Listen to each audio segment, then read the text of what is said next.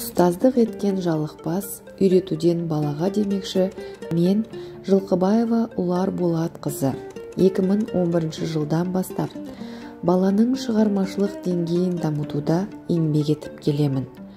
Үздіксіз еңбек жолымды мектепке дейінгі тәрбие мен білім беру мекемесі балабақшадан бастап орта біліммен ұштастырып қызметімді әлі күнге дейін жалғастырудамын.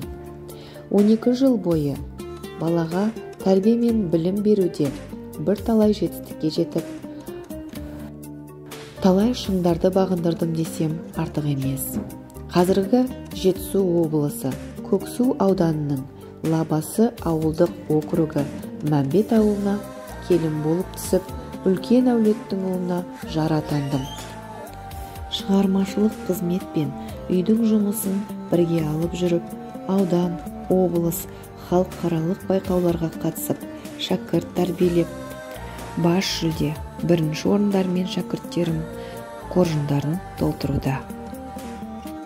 Жолдасым да осы салада қызмет етеді, әрдайым қолдап отырады.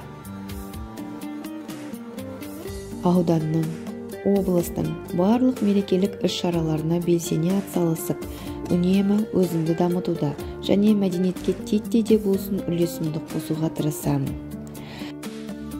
Әдемі сахналық қойылымдар жасаймын.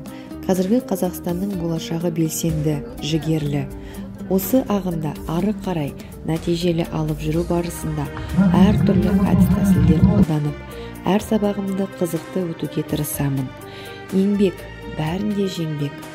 Білім инемен құдық қазғандай дей келе, болашағымыз білімді, бәсекеге қабілетті болса екен деймін.